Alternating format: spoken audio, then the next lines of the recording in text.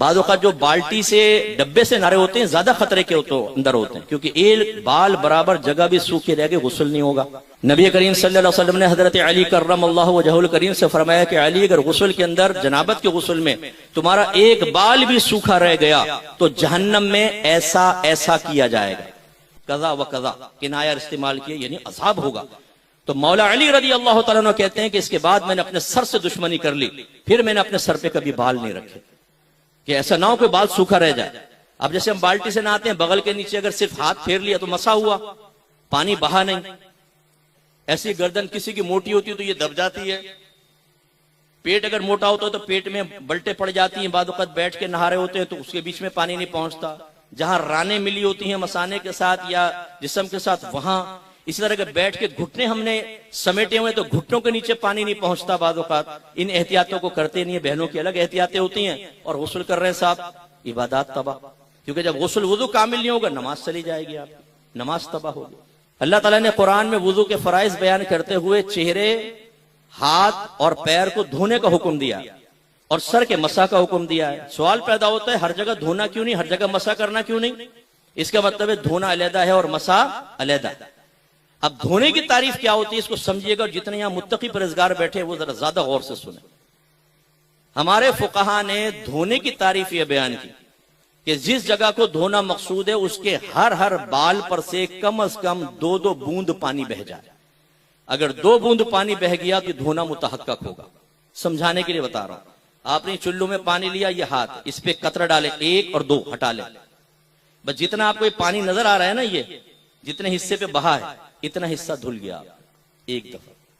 फिर आप दोबारा 2 कतरे डाले, हटा ले, ये 4 कतरे हो गए, ये 2 मरतबा धुल चुका है।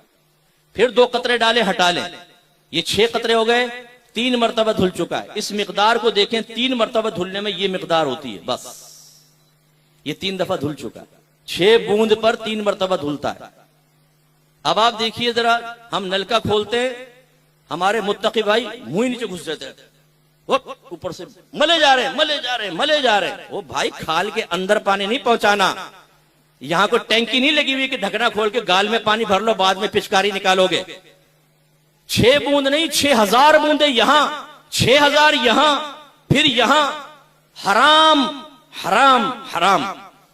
मौलाना अमजद अली साहिब बहार शरीयत इरशाद फरमाते हैं कि अगर आधे चुल्लू से नाक का फर्ज पूरा हो सकता है और कुल्ली हो सकती है तो पूरा चुल्लू लेना हराम है, इसराफ है।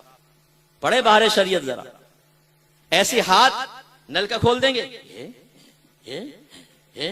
भाई बस हो गया यार, खत्म हो गया। 6 बूंद तो बहुत कम था, इसलिए मैंने आपको पहले कहा, अभी प्रैक्टिकल पहले करके देखिएगा कितना है। फिर आईने के सामने खड़े होकर वुजू कीजिएगा, 1-2 दफा लेकर यूं डालें। आप ये देखेंगे बाद औक़ात 1 दफा लेके जब हम डालते हैं चेहरे पर 6 बूंदे बह जाती हैं। 3 मरतबा धोना एक ही वक्त में मुतहक्कक हो जाता है, एक ही वक्त के अंदर। लेकिन हमने सीखा हो कभी उसूल, मेरी तहारत की किताब लेके पढ़ें तो आपको इंशाल्लाह बड़ा फायदा होगा उसमें, और आप हराम और गुनाह कबीरा से बचेंगे। तो हमारे चेहरों पे दाढ़ियां होती हैं, सर पे इमामा होता है, हमारी बहनें बुर्का पहन रही है, लेकिन वुजू के अंदर पानी इतना खर्च कर रही हैं कि एक इबादत करते हुए हराम और गुनाह कबीरा हो रहा है, इसराफ हो रहा है।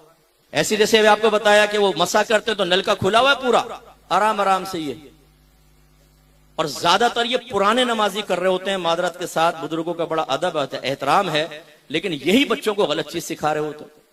तो इसलिए वुजू सीखें, जहालत रहेगी तो ना वुजू रहेगा ना गुस्ल रहेगा।